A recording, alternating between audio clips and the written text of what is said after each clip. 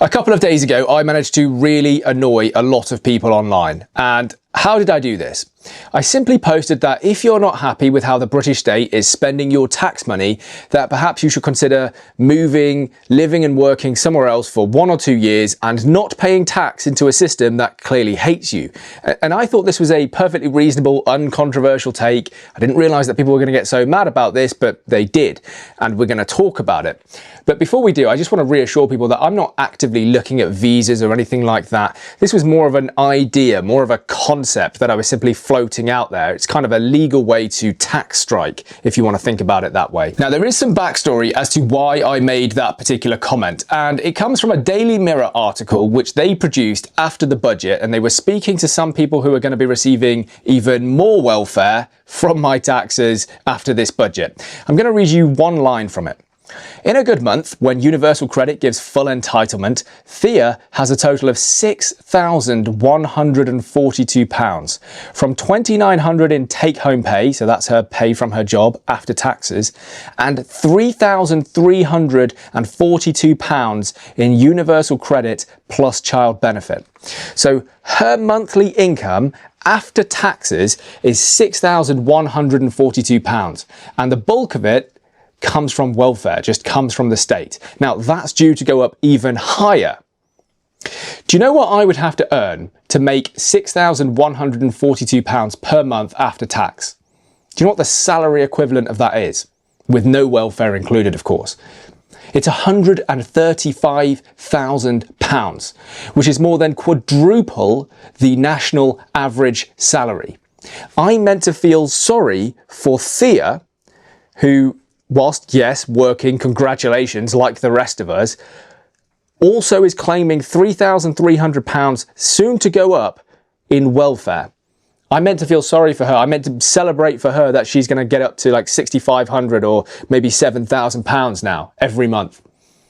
I meant to think that that's a good thing, and I'm meant to be happy to pay for that out of my taxes when I don't make anywhere near what Thea is making.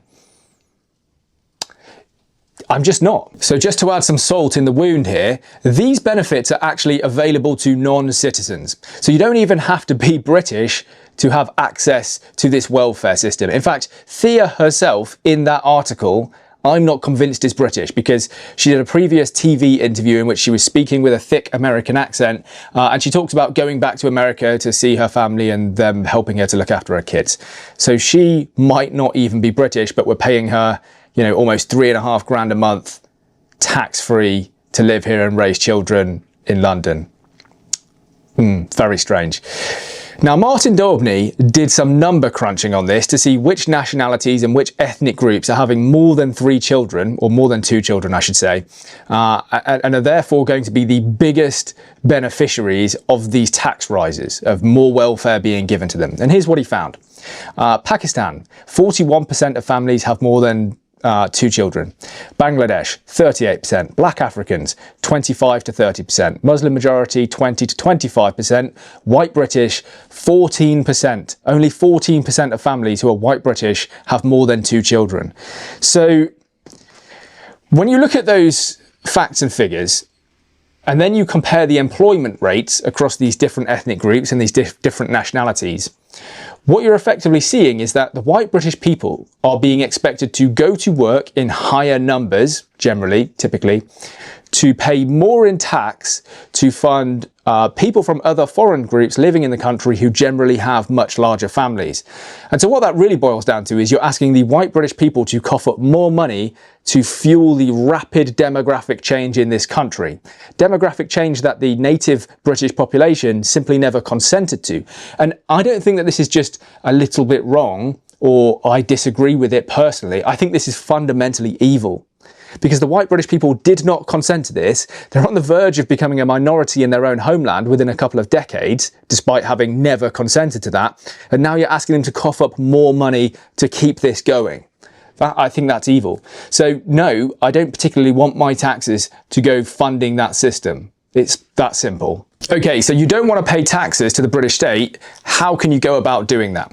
Well, if you stay here and you work and you owe them taxes, you obviously have to pay it, because if you don't pay it, that is a crime and they will come after you, okay? They'll take tax matters really quite seriously. So of course that's not what I would ever recommend. And then you're left with a couple of choices. You can either sign on to welfare yourself, right, which as a concept is an interesting idea, but I personally have too much pride to ever take a penny from the state. And if you want to keep working, then you have to work outside of Britain so that you don't owe the British state any taxes. And that's the only legal way that you can avoid paying taxes while still working. And that's all I recommended. You know, I didn't even recommend it. I just sort of entertained it as an idea. That people could leave for 1 or 2 or 3 years, stop paying tax into this system, which clearly hates them and is clearly taking advantage of them, and kind of just try and teach the British state a lesson that we're not just little tax piggies that they can squeeze. That probably looks quite bad, doesn't it? That they can squeeze whenever they want more money for the welfare state.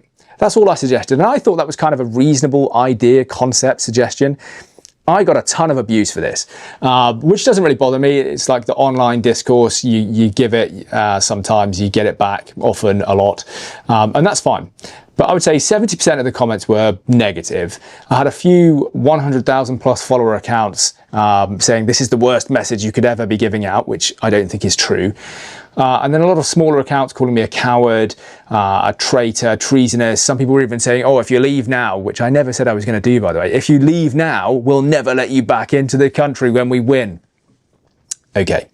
Yeah, I don't really take all that stuff too seriously. I did have one guy actually make a video in response to me, and I'll see if I can include the video clip for you to look at. It has some music in the background, so it might be copyright, but let's see if we can get it in there. Britain's broken, taxes are crushing us, wages are flat, streets unrecognisable. There's places you don't even feel safe anymore. Some loud voices online are saying the answer is easy. Just leave. Grab a cheap visa, work remote for a year or 2, stop paying UK tax, let the welfare state run out of cash and collapse. No more funding hotels for migrants, no more replacement. Job done. 2 massive problems with that though. There's no magic collapse coming. Governments don't just run out of money and give up. They print more, borrow more, and squeeze whoever's here even harder. Asset managers, the bond market, they want this zombie system to keep on limping on forever. Japan's at 250% debt, still going strong. Your holiday abroad isn't going to change anything for the country. Even if everything does crash one day, who picks up the pieces afterwards? Look at the Soviet Union. The people who ended up running Russia weren't the ones who fled in 1985. They were the ones who stayed, built networks and took power when the old regime fell. If every competent, patriotic person leaves now, who does that leave to pick up the pieces? By the way, the chap who made that video is called Bailey, and actually he's a really good guy. Yes, he was responding to me and he was opposed to my point of view, but you'll note that he did it quite respectfully.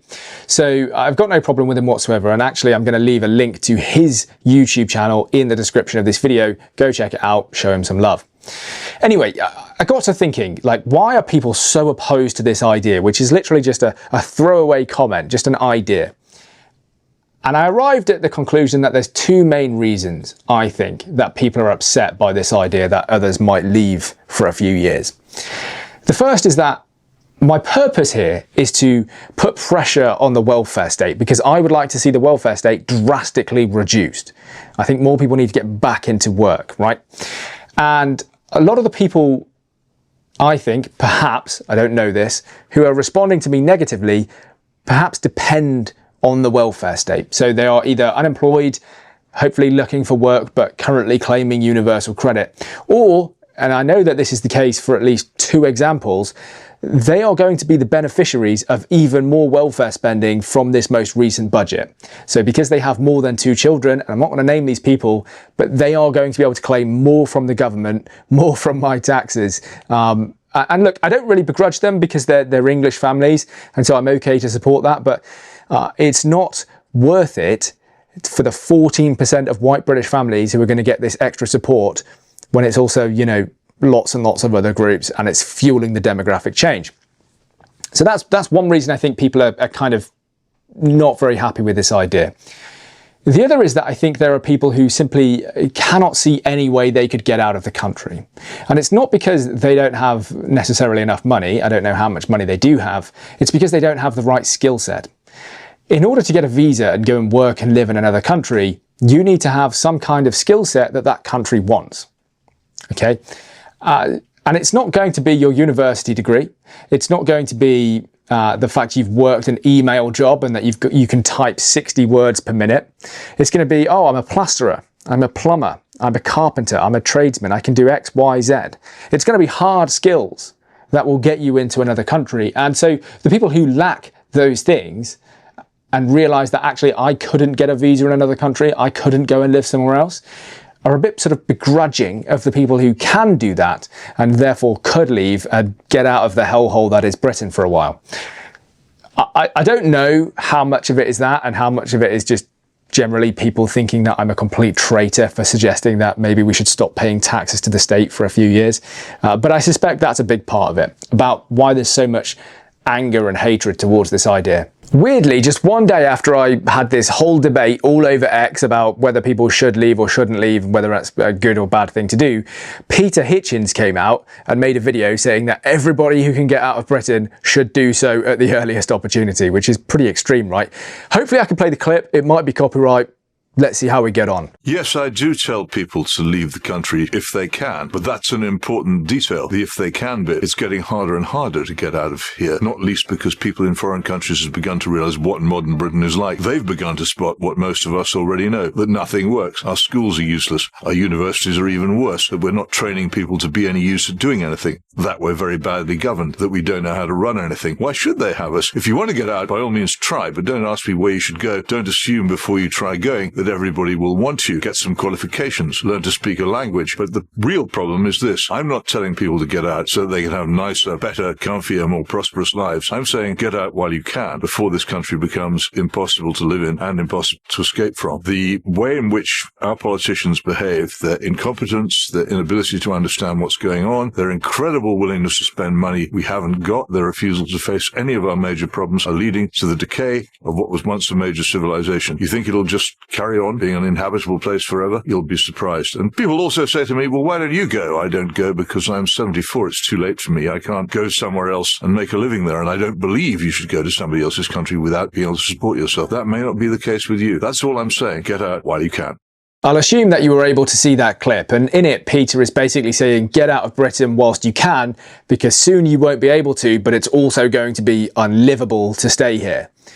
Pretty dystopian vision for the future. And I'm not saying the same thing that Peter is saying. I'm not saying that people should go and never come back. I'm saying that people should go with the intent to come back. But whether you agree with me or disagree with me, ultimately the reality is this: it's happening. British citizens around my age, young working age people around the age of 30, are leaving in record numbers. It's happening, whether you like it or not. There's a massive exodus. It's like a brain drain out of this country because it's becoming so unpleasant to stay here. And I've got no idea whether these people are coming back. I certainly hope they are, because I think we have a duty to this land, the land that our ancestors and our forefathers have preserved and passed down to us. And we were only ever meant to be the custodians of this country.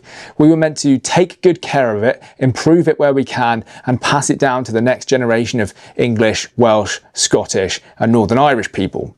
But something went terribly wrong about 80 years ago, didn't it? And there were lots of warning signs. There were lots of people who stood up and said, hey, this is going to end terribly. But yeah, look, the country England no longer really belongs to the English, does it? England's about 65% English at the moment, and you know, at what point do we just change the name? Because the land, England, was named after the Angles, after the English people. So at what point do we just say, right, well, this isn't really the land of the English anymore, let's find a new name for it? I know that sounds really dramatic, but think about it, it makes sense. Yeah, look, I don't want to get too deep into this because I'll just get depressed and I'll go on a very long rant. I care very deeply about this country, and to those people who were saying that I was a coward and a traitor, I just, whatever, right? Water off a duck's back. What have you done? What have you done?